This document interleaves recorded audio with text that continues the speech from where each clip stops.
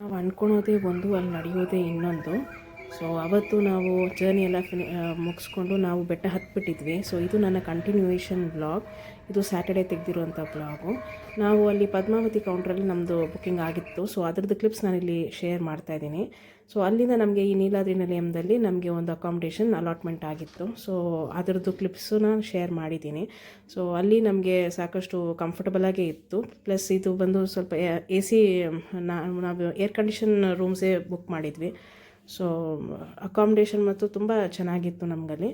So ಹೋಗಿ ತಲುಪಿದ ತಕ್ಷಣ ನಾವು ಬಂದು ರಿಫ್ರೆಶ್ ಆಗಿ ಆಮೇಲೆ ನೆಕ್ಸ್ಟು ನಾವು ಅಲ್ಲಿಂದ ಡಿನ್ನರ್ ಮಾಡೋಕ್ಕೆ ಹೋಗಿದ್ವಿ.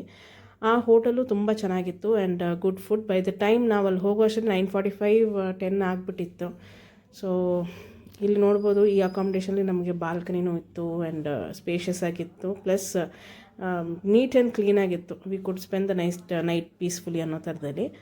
ಅದಾದಮೇಲೆ ನಾವು ಡಿನ್ನರ್ ಮುಗಿಸ್ಕೊಂಡು ವಾಪಸ್ ರೂಮಿಗೆ ಬಂದು ಮಲಗಕ್ಕೆ ಟ್ರೈ ಮಾಡಿದ್ವಿ ಅಂತಲೇ ಹೇಳೋಕ್ಕೆ ಸಾಧ್ಯ. ಯಾಕಂದರೆ ಅವತ್ತು ನಿದ್ದೆನೇ ಬಂದಿಲ್ಲ. ಹೊಸ ಜಾಗನೋ ಅಥವಾ ಏನೋ ಗೊತ್ತಿಲ್ಲ. ಮೇ ಬಿ ನಾಳೆ ದೇವ್ರು ನೋಡ್ತೀವಲ್ಲ, ಸೊ ಅದೊಂದು ಎಕ್ಸೈಟ್ಮೆಂಟ್ ಇತ್ತು ಏನೋ ಮನಸ್ಸಲ್ಲಿ. ಹಾಸಿಗೆ ಬೇಕಾದ್ರೆ ತೊಗೊಂಬಿಡ್ಬೋದು, ಆದರೆ ನಿದ್ದೆ ತೊಗೊಳಕ್ಕಾಗಲ್ಲ ಅನ್ನೋದು ಆ ಥರ ಇತ್ತು ನಮ್ಮ ಪರಿಸ್ಥಿತಿ. ಮಾರನೇ ದಿವಸ ನಾವು ಜಲ್ದಿ ರೆಡಿಯಾಗಿ ದೇವಸ್ಥಾನದ ಕಡೆ ಹೊರಟಿದ್ವಿ.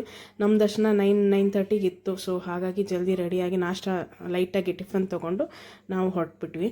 ಸೊ ಹೋಗೋಕ್ಕೆ ಮುಂಚೆ ತೊಗೊಂಡಿದ್ದು ಫೋಟೋನೇ ಅದು. ಸೊ ನಾವು ದರ್ಶನ ಆದಮೇಲಂತೂ ಕೇಳಿಬಿಡಿ, ಸಿಕ್ಕಾಪಟ್ಟೆ ಖುಷಿನೂ ಆಯಿತು, ಸಂಭ್ರಮನೇ ಆಯಿತು ಆ್ಯಂಡ್ ಮನಸ್ಸಿಗೆ ಒಂಥರ ನೆಮ್ಮದಿ, ತೃಪ್ತಿ ಆಯಿತು. ಅದಾದಮೇಲೆ ಅಲ್ಲಿಂದ ನಾವು ವೇಣುಗೋಪಾಲ ಸ್ವಾಮಿ ದೇವಸ್ಥಾನಕ್ಕೆ ಹೊರಟ್ವಿ. ಸೊ ಅಲ್ಲಿ ದಾರಿಯಲ್ಲಿ ಇದ್ದಿದ್ದನ್ನೆಲ್ಲ ಚೂರು ಕ್ಲಿಪ್ಸ್ ನಾನು ಇಲ್ಲಿ ಆ್ಯಡ್ ಮಾಡಿದ್ದೀನಿ. ಅದಾದಮೇಲೆ ಪಾಪನಾಸಂ, ಆಕಾಶಗಂಗಾ ಇವೆಲ್ಲ ದೇವಸ್ಥಾನಗಳು ದಾರಿಲೇ ಇರ್ತಾವಲ್ಲ. ಸೊ ಅದನ್ನೆಲ್ಲನೂ ಒಂದು ಸತಿ ನೋಡಿಕೊಂಡು ಮಕ್ಕಳ ಜೊತೆ ಅದೇ ತೀರ್ಥ ಎಲ್ಲ ಇತ್ತು. ಸೊ ಆ ತೀರ್ಥನೂ ಚಮರ್ಸ್ಕೊತ ಹಾಗೆ ನಾವು ಬಂದು ಇದನ್ನೆಲ್ಲ ಸ್ವಲ್ಪ ಎಕ್ಸ್ಪ್ಲೋರ್ ಮಾಡಿದ್ವಿ. ಈ ಜಾಗಗಳನ್ನೆಲ್ಲ ಎಕ್ಸ್ಪ್ಲೋರ್ ಮಾಡೋ ಅಷ್ಟರಲ್ಲಿ 3 ಗಂಟೆ ಆಗಿತ್ತು. ಸೊ ಆಗಲೇ ನನಗೆ ಲೈಟಾಗಿ ತಲೆನೋವು ಸ್ಟಾರ್ಟ್ ಆಗಿಬಿಟ್ಟಿತ್ತು. ಸೊ ಹಾಗಾಗಿ ನಾವು ವಾಪಸ್ ರೂಮ್ಗೆ ಬಂದು ರೆಸ್ಟ್ ತೊಗೊಂಡು ಆಮೇಲೆ ನಮ್ಮ ಈವ್ನಿಂಗ್ ಜರ್ನಿನ ಸ್ಟಾರ್ಟ್ ಮಾಡಿದ್ವಿ.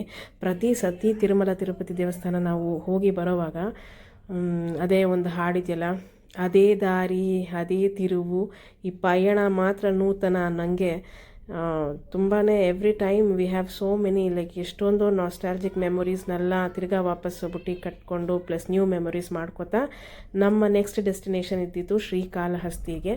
ಸೊ ಅಲ್ಲಿಗೆ ನಾವು ಬಂದು ಹೊರಟ್ಬಿಟ್ವಿ. ಸೊ ನನ್ನ ಈ ಪ್ರಯತ್ನ ನಿಮಗೆ ಇಷ್ಟವಾದಲ್ಲಿ ಖಂಡಿತವಾಗ್ಲೂ ಲೈಕ್ ಒತ್ತಿ ನನ್ನ ಪೇಜ್ನ ಫಾಲೋ ಮಾಡೋದನ್ನು ಮರಿಬೇಡಿ. ಆ್ಯಂಡ್ ನೆಕ್ಸ್ಟ್ ವ್ಲಾಗಲ್ಲಿ ನಾನು ನಿಮಗೆ ಕಾಳಹಸ್ತಿ ಬಗ್ಗೆ ಶೇರ್ ಮಾಡ್ಕೋತೀನಿ. Thanks for watching.